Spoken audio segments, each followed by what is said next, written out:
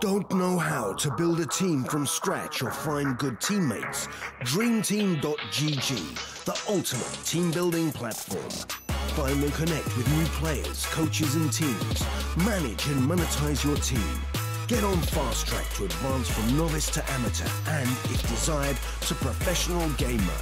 Join DreamTeam.gg today.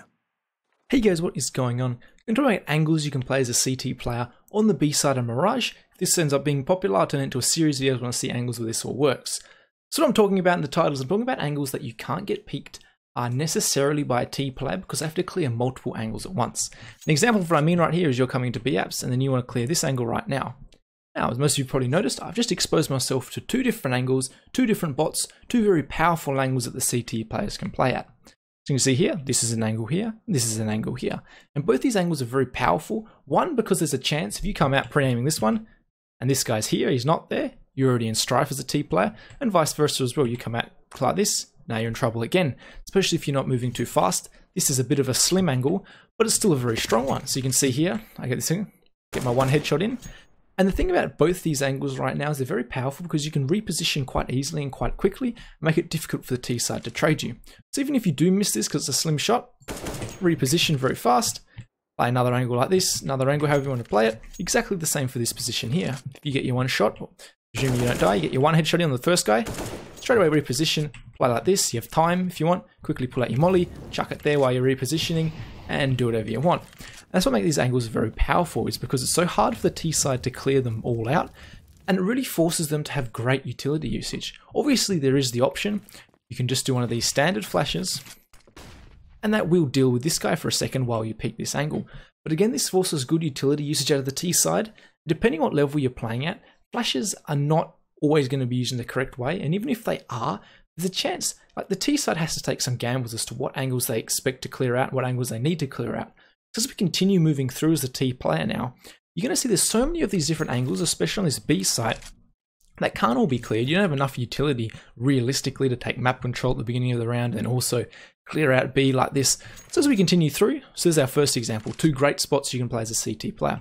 Next, we're going to talk about what do you want to do.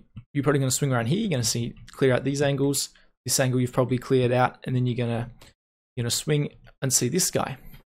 Now this is good, you're going to see this guy as well, but one thing we've also done is expose ourselves up to the short pillar.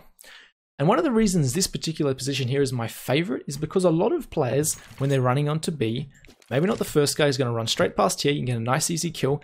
The second guy, maybe even the third guy, sometimes even the first guy, they're going to come out here and they're so focused on short, they want to clear out this short pillar so bad. You can see, peek onto this guy, you're still probably going to be exposed. If you're close up on the window, you're going to get exposed to both these angles. Anyway, so players tend to back off a little bit, expose themselves to here.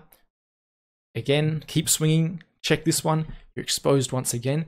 There's so many of these angles you're exposing yourself as a T player coming in that makes this particular spot very useful and one that isn't always checked.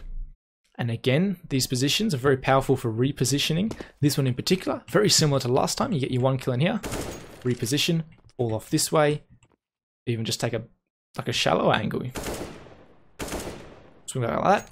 Very good options, all of them. Pillar as well, depending which side of the pillar you play. Reposition. Anyone coming out of here, do what you want. If you start on this side, you can see all the options of these spots, and they are so hard to clear because unless you take very specific paths, because I mean there is a chance you can avoid these angles. I mean if you want to come up here, slow peek, like that, you can clear out this angle and then you've got this angle to clear.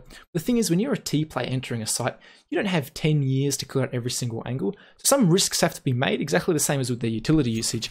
And you playing one of these positions as a CT makes it less likely they're going to check you and more chance of you getting a kill. And this continues as you're pushing out. So these positions, those first four I've shown you, I think are very useful because it's very hard for a T player to slip past without you noticing. Now this next example is a little bit different because you could slip past as a T player. So a T player obviously has the option of jumping out this window. Now if you continue out here, very common position is bench. So this player's probably going to come out, I want to clear bench. Now this angle here, we saw it before, and the bot's a little bit misplaced, but it could be an angle like this, and you can see you basically line up with the bench player. It's just a little bit of verticality, that's the difference. And you can see as you come out like this, you're going to be like, I'm going to pre-fire bench, bench. And then if you're here as a CT, again, they're going to be forced, not an incredibly difficult flick, but it is, I mean, look, I'm just bad at the game, but there's some seconds there, milliseconds at that, but you're still gaining an advantage once again, with there being multiple angles the T side has to check when peaking at certain degrees, certain angles, certain spots. So again, very powerful positions. Another one, downfall of this one is they can jump out, especially if there's nades and stuff going off. And they jump out here, you might not hear it, then your teammate gets annoyed with you when they swing around here and kill everyone. You can see just these 6 spots I've highlighted are all extremely useful and extremely hard for the T side to clear out. That excellent utility usage. Again, there's always the option of throwing a flash. I mean, you want to come through here, you want to clear out short, you flash this, clear out my shirt, and then this guy's blind. But this is unlikely, and I don't think I've ever seen that flash I've just thrown actually happen in a game. This one is very common for this first crossfire I talked about.